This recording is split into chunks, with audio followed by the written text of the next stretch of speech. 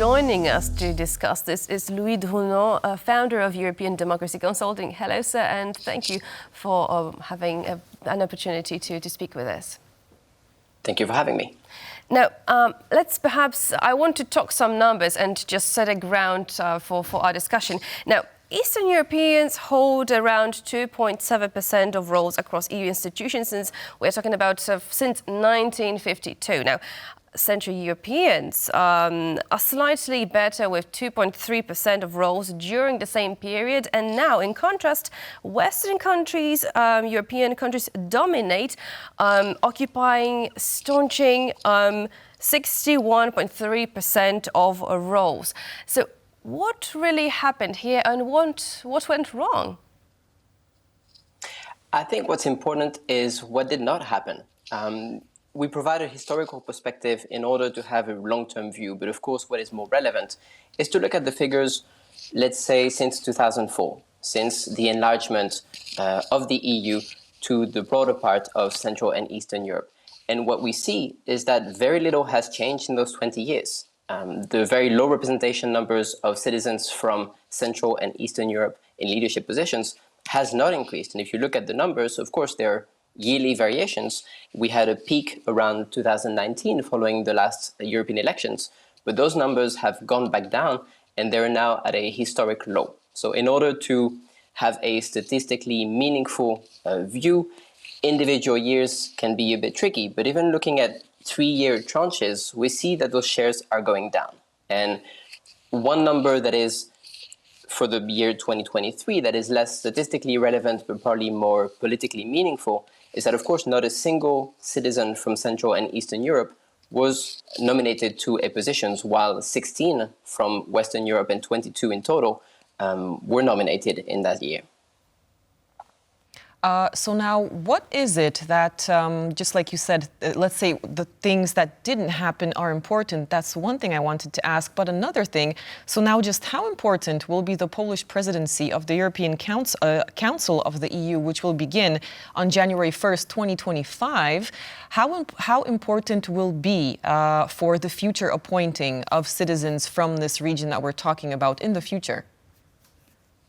Well, I believe there's a number of factors that come into play. Some are historical factors and long-term trends.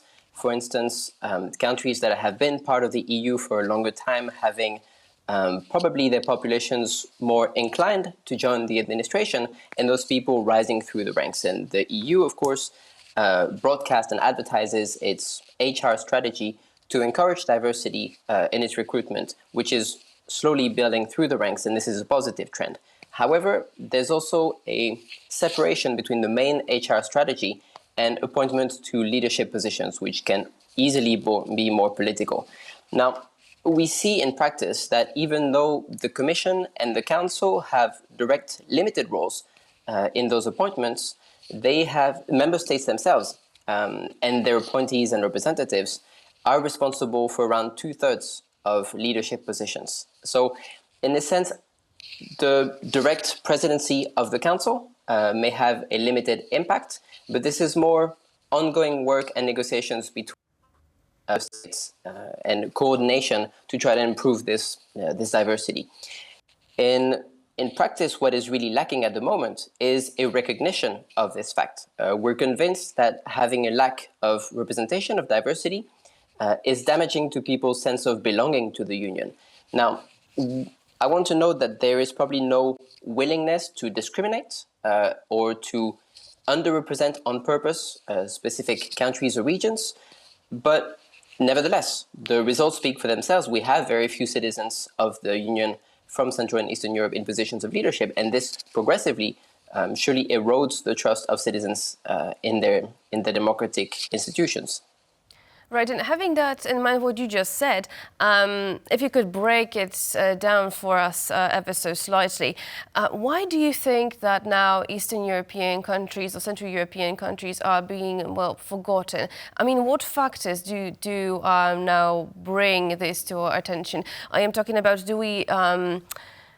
do we really see that perhaps now education or lack of education, lack of, well, a language barrier, or perhaps it's just simply the fact that young people do not know that they can pursue such career paths in order to be implemented in such leadership roles? Which of the factors is, let's say, decisive here? You touch a very important point here. It's the limit of transparency. Now, the data that we have is on who has been appointed to those leadership positions. Data that we do not have is internal HR data on the representation of civil servants, for instance, or representatives from different countries at every level, to see across the ranks and across the hierarchy the more specific breakdown. We always advocate not to stick to country breakdowns, then again, to have data that is a bit more meaningful, but at least regional breakdown. And so part of our recommendations is, of course, to encourage more transparency on this data and for institutions to go ahead and publish more information, not only on their recruitments and who is appointed, but also on applications, on the breakdown of applications, on who made it to a shortlist. All this information would help us better understand the factors that come into play. If you don't have anyone applying from Central and Eastern Europe, then this is a very different situation than if you have a lot of candidates that simply never make the cut. So here we're touching a bit on the limits of what we can achieve as civil society, and we call on EU institutions to provide more information and to be forthcoming about this, not to see this transparency as something that can challenge their democratic processes, but as a way to enhance these recruitments and to ensure that there is more transparency in hirings and eventually more representation of all the segments of EU society.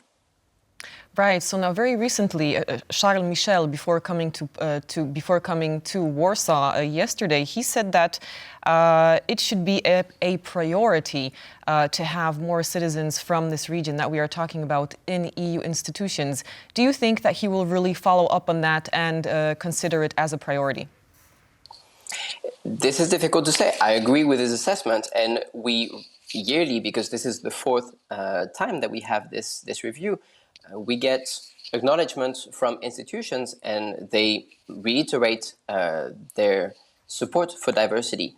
What we look at is numbers, and we see that since the 2019 elections, those numbers have gone down. So we expect to see maybe them go up as part of the top jobs decisions in 2024.